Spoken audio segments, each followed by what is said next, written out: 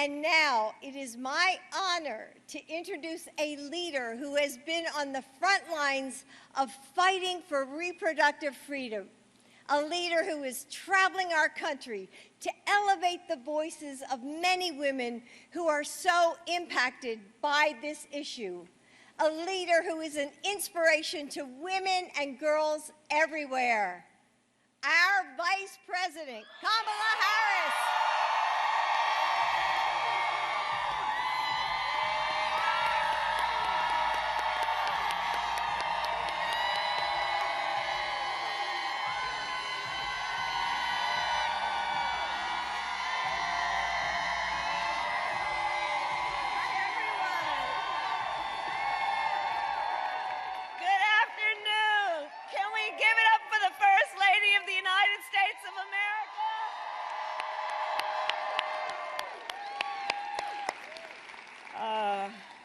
Thank you, Dr. Biden. Thank you, Jill. She's been traveling. She's really been traveling, and I can't thank you enough for your friendship and your leadership. And I have to say about our First Lady, just as she left the stage, she has been an unwavering champion for the women and families of our nation. Excuse me. I see her when the cameras are on and when they're off, and she's an extraordinary leader on so many levels. So again, to Dr. Jill Biden, thank you very much. Please have a seat if you'd like. And to my husband, the second gentleman of the United States, Doug M. Hobb. And of course, I always thank him for standing with the women of America and for the people. And of course, our President, Joe Biden, who's going to take the stage very shortly, who, as we all know, which is why we are here together, we have in Joe Biden a courageous fighter for our most fundamental freedoms as Americans, including, of course, the freedom to make decisions about one's own body and not have their government tell them what they're supposed to do.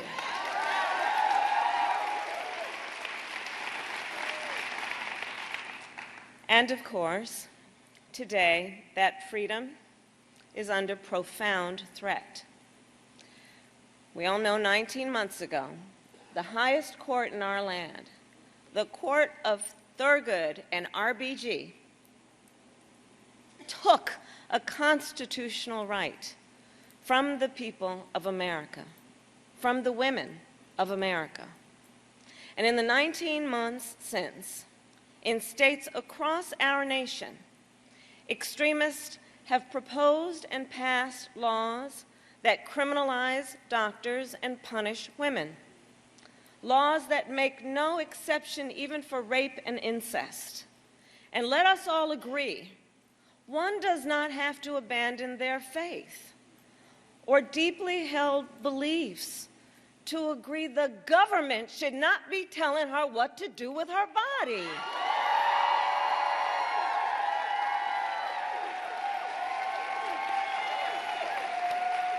If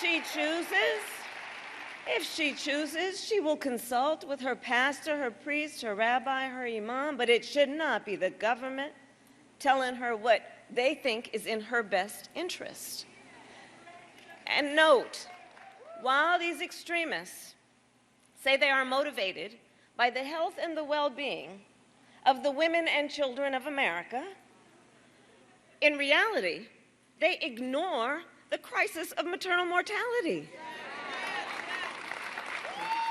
The top 10 states in our country with the highest rates of maternal mortality all have abortion bans. The hypocrisy abounds. And so this is, in fact, a healthcare crisis. And there is nothing about this moment that is hypothetical. Today in America, 1 in 3 women of reproductive age live in a state with an abortion ban. And let us understand what that really means for people across our nation. Let us understand the horrific reality that women face every single day. Since Roe was overturned, I have met a woman, for example, I've actually met more than one, who have had miscarriages in toilets because they were refused care.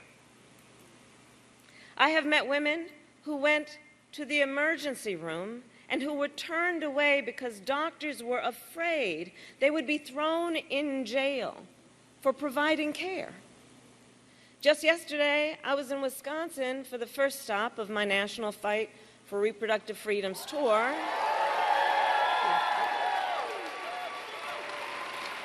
And there I met a woman named Megan.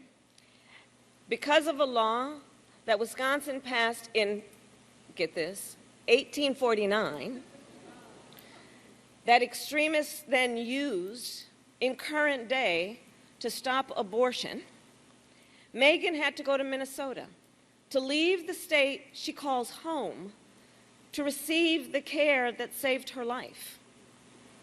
Across our nation, women are suffering.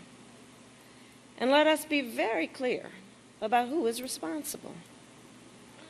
Former President Trump handpicked 3 Supreme Court justices because he intended for them to overturn Roe. He intended for them to take your freedoms. He is the architect of this healthcare crisis. And he is not done, and he is not done, and the extremists are not done. In the United States Congress, extremists are trying to pass a national abortion ban to outlaw abortion in every state. But what they need to know is that we will not allow it. The American people will not allow it. That's right. And here's some evidence of that point. Since Roe was overturned, tens of millions of Americans in red states and blue marched to the polls in defense of fundamental freedoms. The voice of the people has been heard, and it will be heard.